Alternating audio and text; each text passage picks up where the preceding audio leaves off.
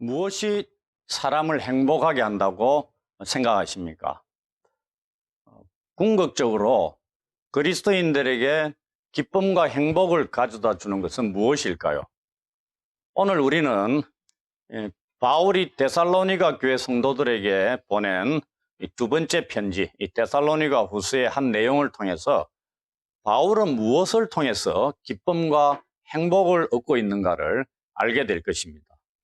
그리고 바울의 기도 제목의 일부도 엿볼 수 있을 것입니다.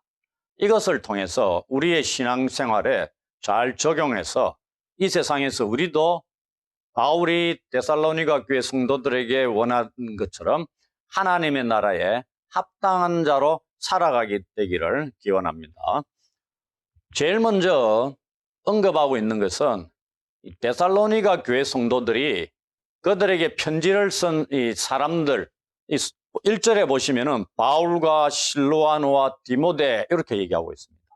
일행들이, 바울이 쓴 거겠죠. 디모데가 이 편지를 전달한 자고요. 실로아노는 우리가 알듯이 실라입니다. 바울과 실라, 거의 바울의 동력자입니다. 바울과 바나바가 차에 가다가 헤어지고 함께 하게 된 자가 실라거든요. 그래서 이 세 사람 이름을 언급하는 게 그런 의도가 있지 않느냐. 데살로니가 교회의 사역과 밀접한 관련이 있었던 인물들입니다.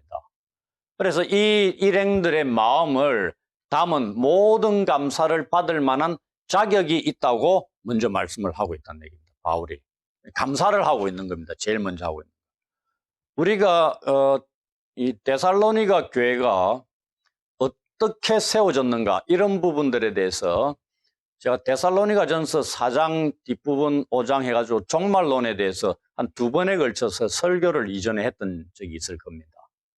그때 간략하게는 말씀을 드렸습니다. 다시 조금 설명을 이 본문의 이해를 위해서 설명을 드리자면은 이 유럽의 최초 이 마게도냐 환상을 보고 바울이 아시아로 가려다가 환상을 보고 마게도냐로 건너와서 우리를 도우라. 그 말을 듣고서 이제 마게도냐로 넘어갑니다. 거기 지역의 첫 성이 빌립보였습니다. 거기에서 이제 복음을 전하는 거죠. 그러다가 핍박을 받아 감옥에 갇힙니다. 갇히다가 지진이 일어나가지고 하나님의 도우심으로 풀려나가서 어디로 갑니까? 데살로니가로 넘어갑니다.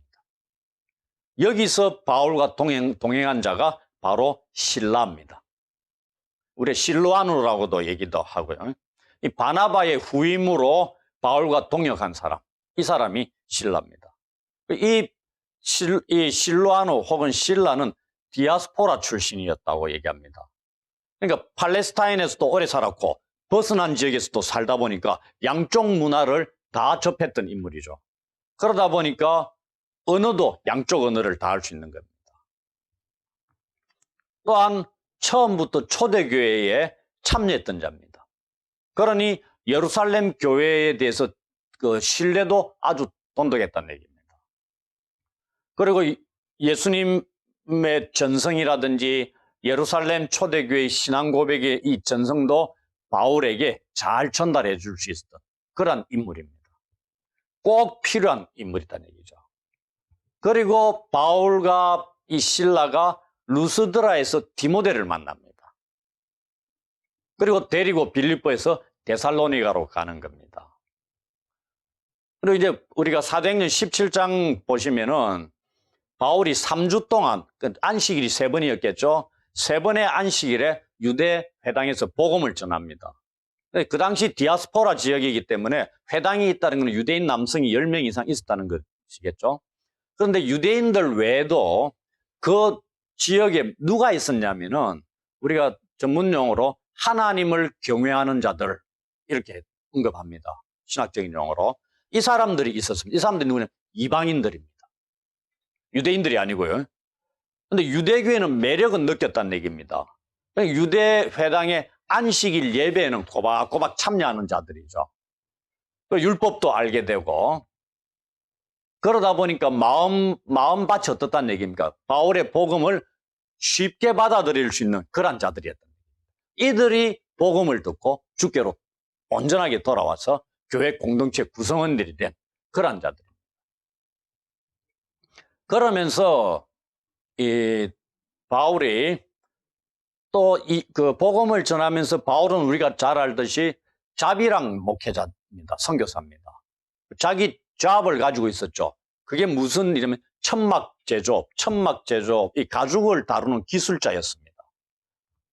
그걸 평소에는 주중에는 일을 하고 안식일 날은 회당에 가서 복음을 전하고 이러한 일들을 했는데 우리가 잘 알듯이 이 당시의 가옥 구조 이게 뭐냐면은 우리 그 택지 같은 데 가면은 3층짜리 건물들이 쫙 있습니다. 1층에 뭐가 있죠? 상가가 있습니다. 2, 3층이 뭐죠? 주택입니다. 그런데 1층에 상가, 이 당시에도 뭐가 있었냐면 인슐라라는 게 있었습니다. 우리 지금 같은 택지에 세워진 3층짜리 건물 중에 1층에 상가가 들어서 있는 그곳이 인슐라였습니다. 그러한 것이. 거기서 천막 제조업을 하는 일들을 계속 하면서 생활을 유지하고 그다음에 안식일 날은 복음을 전하고 또 사람들 만나면 복음을 전하러 다니고 이러한 일들을 했습니다. 그 대표적인 인물이 고린도에서 만났던 누굽니까? 아굴라와 브리스길라 부부입니다. 규모가 굉장히 큰 인슐라를 운영했던 자들입니다. 여기에 합류해가지고 취직해가지고 일을 했었죠, 바울이. 그러면서 복음을 전하는 이런 일들을 해왔던. 그게 이제 인슐라라는 작업장 이름이었습니다. 오늘날 그 구조는 그렇다고 말씀을 드리고. 이 유대회당에서 한 3주쯤 설교하다가 쫓겨납니다. 그리고 이 야손이라는 회당장 집에 가서 그 집을 중심으로 또 이제 복음을 전합니다. 선교 활동을 계속하고. 그러면서 한 3개월 동안 데살로니가에서 선교 활동을 펼치면서 세워진 교회가 데살로니가 교회입니다. 근데 갑자기 어려움을 만나가지고 바울이 어디로 갑니까? 베레아로 피신을 갑니다. 그러니 데살로니가 교회 성도들은 유대인이 아니었다 그랬죠. 아까 그 하나님을 경외하는 자들. 열심히 다 해가지고 교회를 세우고 복음을 전하다가 갑자기 다른 지역으로 가버리니까 데살로니가 교회 성도들 입장에서는 섭섭하기도 하죠. 저 사람은 왜 저래? 열심히 하다가 3개월 만에 내빼느냐? 뭐 이래 오해를 할 수도 있고, 그러다가 교회도 안 다닐 수도 있겠고, 그러니 바울이 걱정이 되는 겁니다. 피신을 했지만은. 그러면서 디모데를 그곳으로 보내는 겁니다. 그러니 디모데가 데살로니가 교회와 관련이 있다는 얘기입니다. 바울과 실라도 당연히 관련이 있고. 그래서 데살로니가후서 1장 1절에 바울과 실로아노와 디모데는 이렇게 쓰는 거예요. 보통 바울은 이렇게 보내는 겁니다. 우리가 성경들 바울 서신들 보시면은 바울은 주로 글에 많이 쓰는데 오늘 여기에는 실로아노와 디모데라는 이름이 나오는 것이 그런 배경을 갖고 있는 겁니다. 그러면서 그 디모데가 사역하다가 바울에게 소식들을 알려주는 거죠. 여러한 핍박도 받고 있고 어려움도 있고 뭐 이런 것이 있는데 그 소식을 전해오니까 열심히 그 말씀에 믿음에 굳게 서서 그리스도인들답게 계속해서 살아가기를 격려하는 뜻에서 보낸 게 데살로니가 전서입니다. 그것을 보내고 난 뒤에 얼마 있다가 다시 데살로니가 후서를 써서 디모데 편으로 보냈다. 이렇게 되는 겁니다. 그러니 바울, 그 다음에 실로아노, 디모데가 이름이 언급됐다는 걸 이제 이해를 하시겠죠. 그러면서 데살로니가 전서를 보내고 난 뒤에 다시 디모데를 통해서 바울이 염려했던 것과는 전혀 다르게 이들이 신앙생활을 잘하고 있더란 얘기입니다. 바울을 욕하지도 아니하고 그러면서 환난과 핍박 가운데서도 믿음을 굳게 지키고 인내하고 있더라. 그러니 바울의 마음이 어떻겠느냐? 하나님께 감사를 드릴 수밖에 없는 거다는 얘기입니다. 그 이유가 무엇이냐면은 그 3절에 보시면은 그들의 믿음과 사랑이 늘 성장한다는 소식이 전해왔다는 얘기입니다. 이것을 어떻게 알 수 있습니까? 데살로니가전서 3장 10절, 이 앞쪽에 앞편에 보냈던 편지 데살로니가전서 3장 10절을 보시면은 그들의 믿음이 훌륭한 가운데서도 고쳐져야 할 부족한 부분이 어느 정도 있었다는 것을 알 수 있습니다. 그런데 오늘 읽은 우리 1장 3절 보시면 어떻게 너희 믿음이 더욱 자라고 있다 이렇게 얘기하는 겁니다. 이 전서와 후서 사이에 믿음이 자랐다는 얘기입니다. 그 소식을 전해들었다 이 말이죠. 그 다음에 데살로니가 전서 3장 12절을 보시면은 데살로니가 교회 성도들이 모든 사람에 대한 사랑이 더욱 많아 넘치게 되기를 바울이 기도했습니다. 그런데 오늘 읽은 데살로니가후서 1장 3절에 뭐라고 나옵니까? 너희가 다 각기 서로 사랑함이 풍성하게 되었다고 얘기합니다. 이걸 하나님께 감사하는 거죠. 바울의 기도가 응답되었다는 얘기입니다.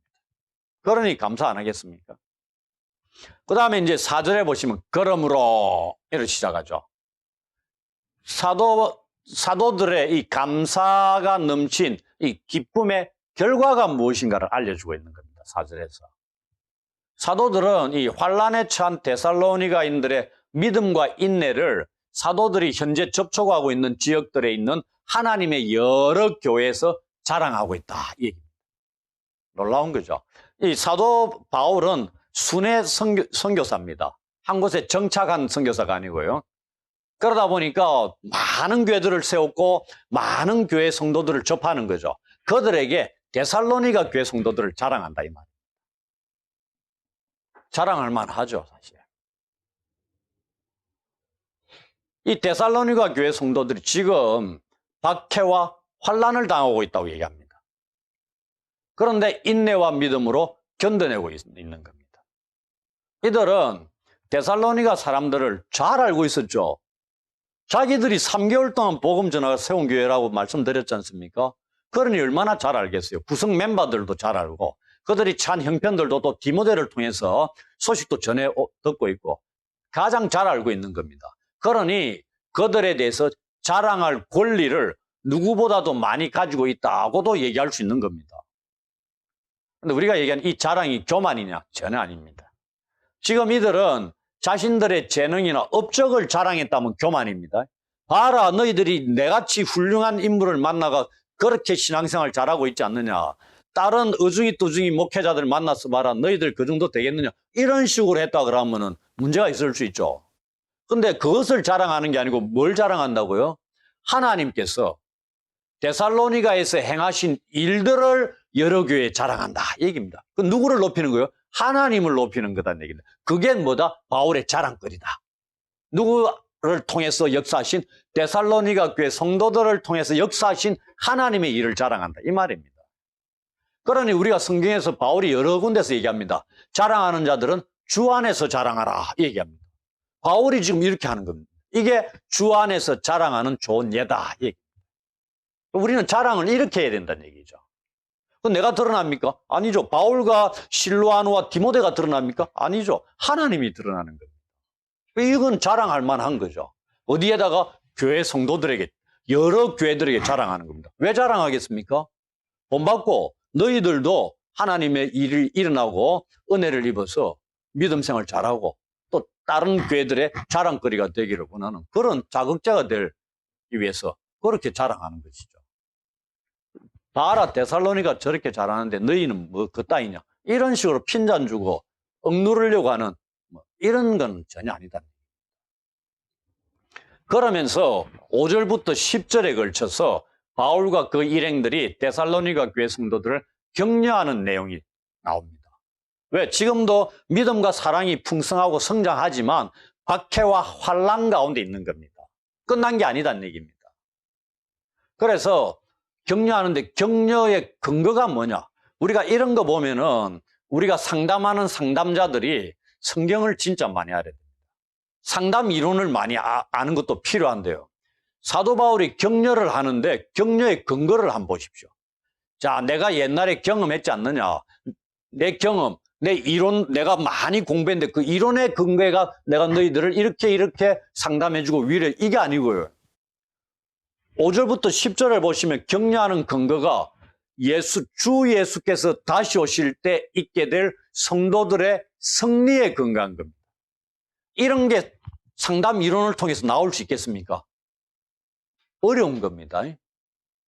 오늘 5절부터 10절에 보시면은 박해와 환난을 받는데 이들이 얼마나 위로를 받을 수 있느냐, 격려받을 수 있는 명확한 근거가 제시되고 있습니다.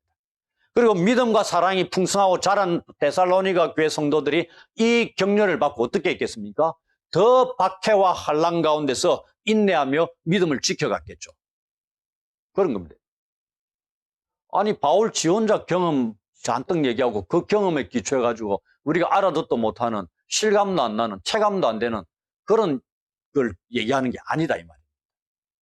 5절을 보시면은 바울 일행은 이 4절의 이 내용이 하나님의 공의로운 심판의 표라고 말씀하고 있습니다.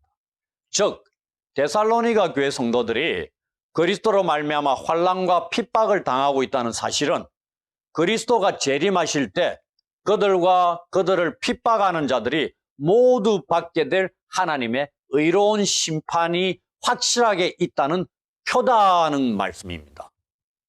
빼도 박도 못하는 확실한 증거가 너희들이 지금 겪고 있는 환난과 핍박 이거다 이 말입니다. 그러니까 핍박을 너희는 받고 있지, 너희들에게 핍박을 가하는 자들이 또 있지, 그것이 우리 주님 재림하실 때 어떤 결과로 났느냐, 이거 그 얘기다. 동시에 성도들이 하나님 나라에 합당한 자로 여김을 받게 하기 위함이다 이렇게 합니다. 환난과 박해가 이 하나님 나라에 합당한 자로 세우기 위함이란 얘기입니다. 유익한 겁니까? 안 좋은 겁니까? 유익한 거죠. 데살로니가 성도들이 지금 그렇게 나아가고 있는 겁니다. 그 중에 또 힘을 실어주는 거거든요. 그들이 박해와 환난을 당할 때에 믿음으로 오래 참고 견디는 것은 그들을 하나님의 나라에 합당한 자가 되게 하는 것이다. 이걸 알려주고 있는 겁니다. 얼마나 힘이 되겠습니까? 그리고 6절, 7절을 보시면은 이 땅에서 성도들이 받는 박해와 환난이 하나님의 공의로운 심판의 표가 되는 이유가 무엇인가를 말씀하고 있습니다. 너희로 환난을 받게 하는 자들에게는 환난으로 갚으시고 환난을 받는 너희에게는 우리와 함께 안식으로 갚으시는 것이 하나님의 공이다. 여기에 너희로 앞에 우리 한글 성경에는 없는데 헬라어 성경에는 왜냐하면이라는 단어가 들어가 있습니다. 그런 이유가 된다는 얘기입니다. 6, 7절에.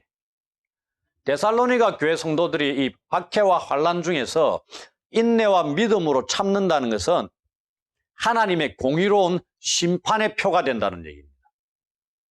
왜냐하면 성도들로 환난을 받게 하는 자들에게는 환난으로 갚으신다는 얘기고, 환난 받는 성도들에게는 우리와 함께 돼 있죠. 우리가 누구죠? 바울과 실로아누와 디모데로 대표되는 거겠죠. 자기들도 그렇게 박해와 환난을 복음 때문에 받고 있는 자였죠. 그러니 우리와 함께 안식으로 갚으시는 것이 하나님 보시기에 옳은 일이기 때문이다 이 얘기입니다. 이것이 하나님의 공의가 된다는 사실을 이어서 9절까지 쭉 설명하고 있습니다. 하나님의 공의가 그러면 실현되는 때는 언제입니까? 그때는 주 예수께서 자기의 능력의 천사들과 함께 하늘로부터 불꽃 가운데 나타나실 때다 이렇게 되어 있습니다. 데살로니가 후서나 전서가 이 종말론에 대한 말씀이 많이 나옵니다. 이게 나타나신다, 우리 아포칼립시스라고 요한계시록 계시라는 그 용어입니다. 나타나신다는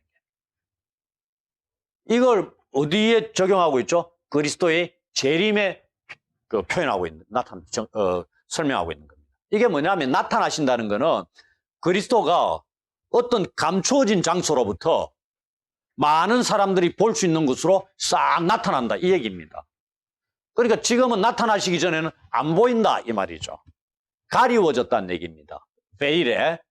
그런데 나타난다. 불꽃 가운데 천사들과 함께 하늘로부터 나타나니까 어떻게 모든 사람들이 다 보게 된다 이 말입니다. 아무도 모르게 몰래 오시는 게 아니고요. 오시는 게 다 보인다 이 말입니다. 때만 우리가 도둑같이 온다 이래는 거, 때를 모르는 걸 얘기하는 거죠. 그 표현이 예수님이 왔는데 우리는 모른다. 그러니 이단들이 얘기하죠. 이미 왔다. 우리다. 우리가 모시고 있다. 이렇게 얘기하는 거는 잘못됐다 이 말입니다. 왜 너희들만 알고 있냐. 그렇게 오시는 분이 아니다는 얘기입니다. 지금은 가리워져 있습니다. 그러나 나타나실 때는 모든 자들에게 다 보이는 겁니다. 그 말씀을 하는 표현입니다. 이때는 현재 그리스도와 더불어 고난을 받는 사람들에게 영광이 나타날 때입니다. 그러니 보상을 하는 거죠.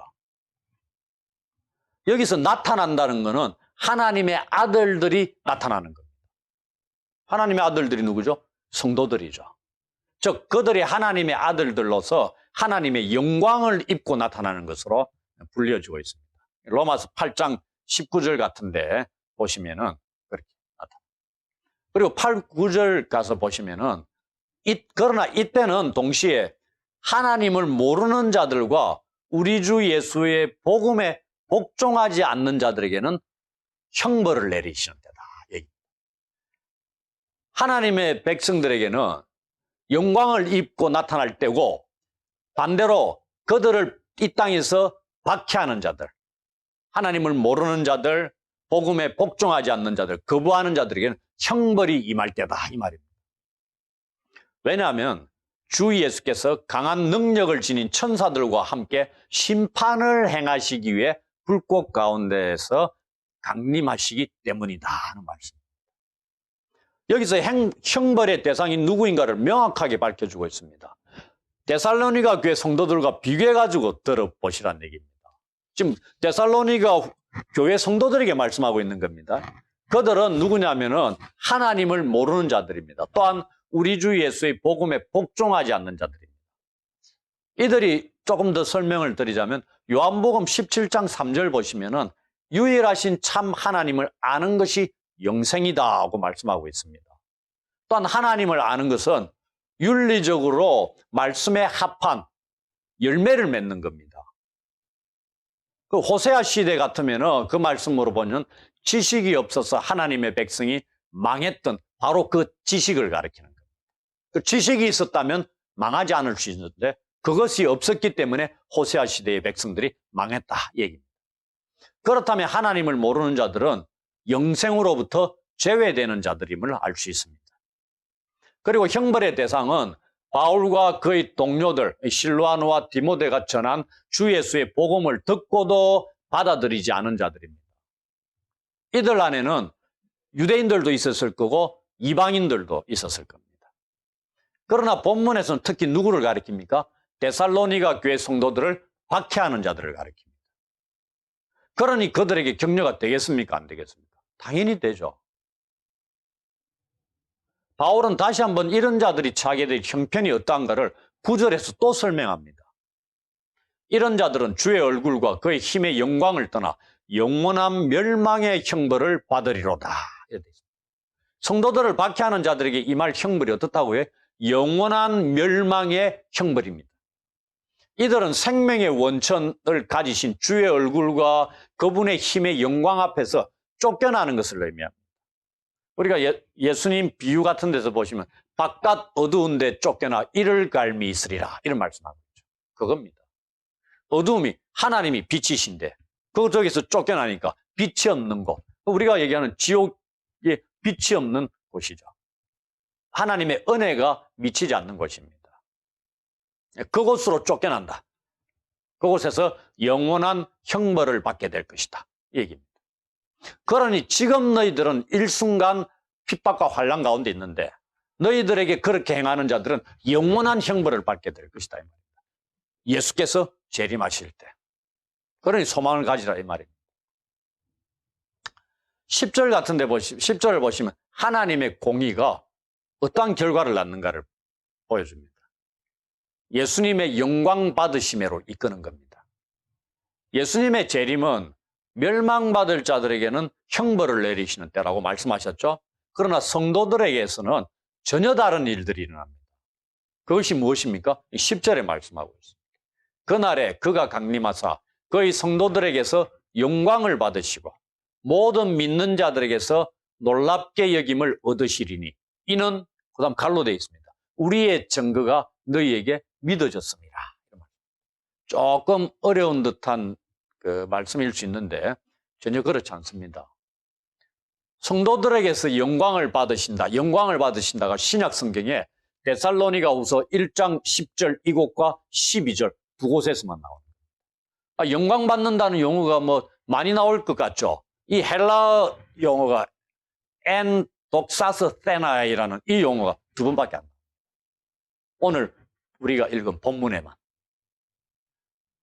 이 말씀을 보면은 그날에 예수께서 강림하셔가지고 성도들에게서 첫 번째 영광을 받으신다는 걸 알 수 있습니다. 그날이 어떤 날이죠? 7절 하반절에 언급한 그날입니다. 주 예수께서 자기의 능력의 천사들과 함께 하늘로부터 불꽃 가운데서 나타나실 때입니다. 그날에 예수께서는 하나님을 모르는 자들과 복음을 받아들이지 않는 자들을 심판하셔가지고 형벌을 내리시는데 성도들로부터는 영광을 받으신다는 겁니다. 이것은 이 구절은 이사야 66장 내용을 일부 반영하고 있습니다. 이사야 66장은 이사야에서 마지막 장입니다. 그것에 하나님께 영광을 돌리는 이 성도들과는 대조적으로 하나님의 영광을 구하지 않는 자들, 우상 숭배자들에 대한 하나님의 종말론적인 심판을 묘사하고 있는 장입니다. 그러니 이것이 그것을 반영한다 얘기입니다. 예수께서 강림하시는 날에 성도들에게서 영광을 받으신다는 게 그런 의미고요. 그 다음에 모든 믿는 자들에게서 놀랍게 여김을 얻으실 것이다 이 얘기합니다. 이 용어가 그냥 읽으면 좀 어렵습니다. 놀랍게 여긴다는 것은 하나님의 백성들이 예수님 강림하신 걸 보고 충격 먹느냐, 쇼크를 당하느냐 이렇게 생각하실 수도 있는데 그거 아닙니다. 이 용어는 쉽게 얘기하면은 예수님의 오심을 찬미하고 경배하는 겁니다. 이렇게 번역했으면 좀 더 쉬웠을 텐데 그냥 우리가 월십, 경배하고 찬양하는 그런 것으로 보시면 됩니다. 그러면서 바울은 데살로니가 교회 성도들도 갈로 안에 있는 말이 무슨 말이냐면요. 우리의 증거가 너희에게 믿어졌다 돼 있죠. 이 바울 일행의 증거를 핍박하는 자들 어떻게 거부했다고 돼 있잖아요. 그들은 어떻게 영원한 형벌에 처하게 됩니다. 그런데 너희는 우리의 증거를 믿었다 얘기하죠. 받아들였다. 이게 이 안에 어떤 의미가 담겨 있겠습니까? 데살로니가 교회 성도들도 예수님 강림하실 때 찬미하고 그들로부터 영광을 주님께서 받으시는 그러한 무리들 가운데 있는 자들이 될 것이다. 이 말입니다. 무슨 말인지 아시겠습니까? 얼마나 힘이 되는 말씀입니까? 그 근거가 무엇이죠? 바울 일행이 전하는 증거를 믿었기 때문입니다. 바울이 전한 증거가 뭡니까? 바로 예수님에 대한 복음입니다. 이 말을 통해서 바울은 이 데살로니가 교회 성도들이 그리스도를 믿는다는 이유로 현재 박해를 받고 있습니다. 그 박해를 그들은 인내와 믿음으로 견디고 있습니다. 이러한 사실은 복음에 대한 그들의 참된 순종뿐만 아니라 미래의 하나님 나라에서 그들이 차지할 기업이 확실하다는 증거가 된다. 이렇게 얘기하고 있는 겁니다. 이게 하나님 나라에 합당한 자가 되고 있다는 얘기입니다. 이를 통해 알 수 있는 것은 예수님이 강림하실 때 한 사람의 최종적인 운명이 어떻게 결정된다는 걸 알 수 있겠습니까? 그에게 전해진 복음에 그들이 어떻게 반응했느냐에 따라 달려있다 이 말입니다.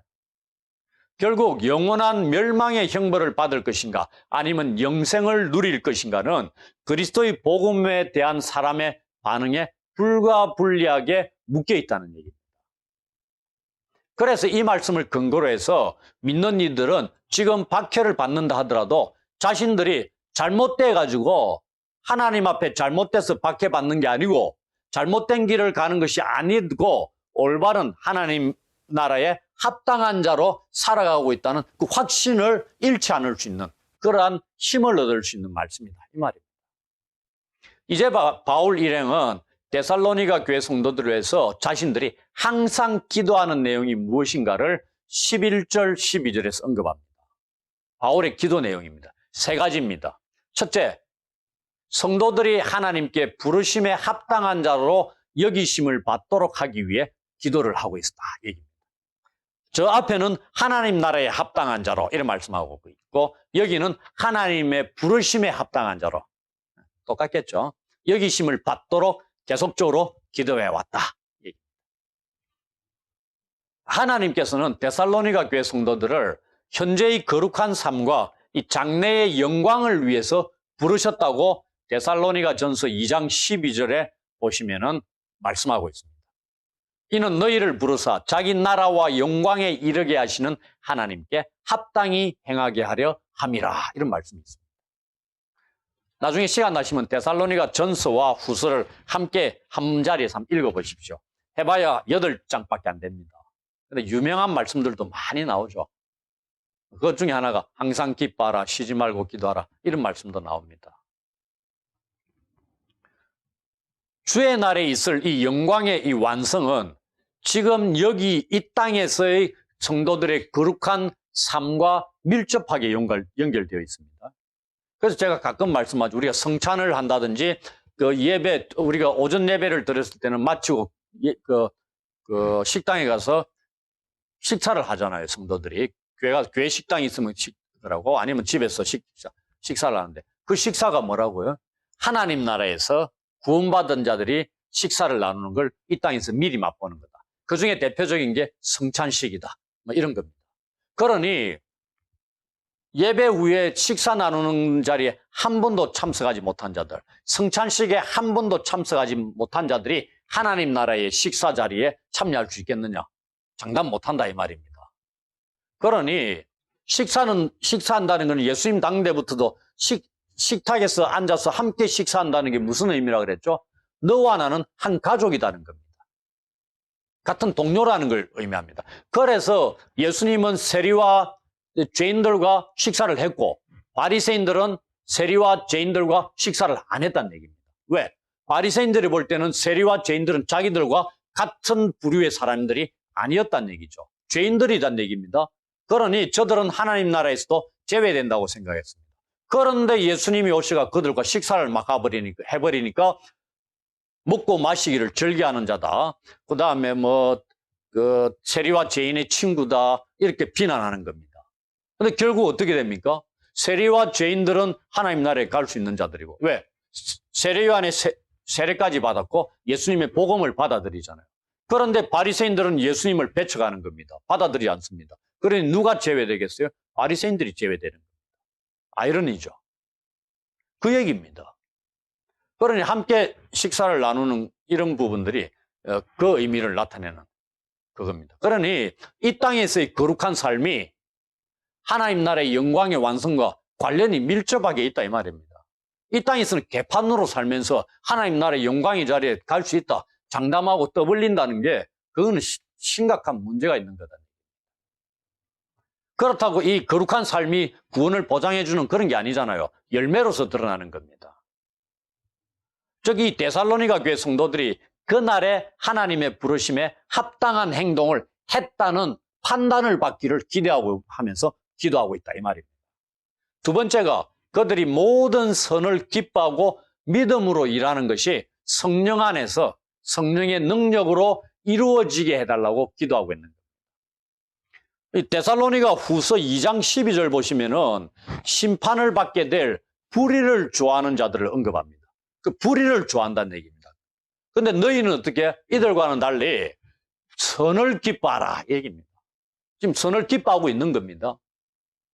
또 그것을 바울이 기도하고 있고요. 그리고 믿음을 따라 일하는 자들이 되기를 기도하는 겁니다. 잘못된 것을 쫓는 게 아니고요. 그 다음에 세 번째 끝으로 그들의 주가 강림하실 때 그들 가운데서 우리 주님이 영광을 받으시고 또 주님은 그들의 현재의 삶 가운데서 영광을 받으시기를 기도하고 있는 겁니다. 그 주님 오실 때 데살로니가 교회 성도들은 또 영광의 모습으로 영광을 얻게 되고 변화가 일어나게 되고, 그 다음에 현재 너희들이 믿음을 쫓아 인내하며 살아가는 그 삶을 통해서 우리 주님께 또 영광을 돌려드리고 이렇게 되기를 기도하고 있다 얘기입니다. 본문을 통해서 우리는 이 바울과 그 일행들이 데살로니가 교회 성도들을 통해서 감사하고 자랑하고 있는 것이 무엇인가를 살펴보았습니다. 그리고 바울은 그들을 위해서 어떠한 내용을 기도하고 있는가에 대해서도 알게 되었습니다. 우리 또한 주님이 재림하실 때 하나님의 나라에 합당한 자로 인정을 받게 되기를 소망하면서 저도 기도합니다. 이러한 소망은 이 세상에서 우리로 하여금 예수님을 위하여 받는 이 박해와 환난을 오래 참을 수 있도록 돕는 역할을 하는 거죠. 그리고 우리를 하나님의 부르심에 합당한 자로 살아가도록 하는 자극제가 될 것입니다. 이러한 사실을 잘 깨달아 이 세상에서 성령의 능력을 힘입어 불의를 미워하면서 동시에 모든 선을 기뻐하고 믿음을 따라 살아가시기를 원합니다. 이러한 삶을 통해서 하나님께 영광을 돌려드리는 자들이 되시기를 주의 이름으로 축원합니다. 아멘.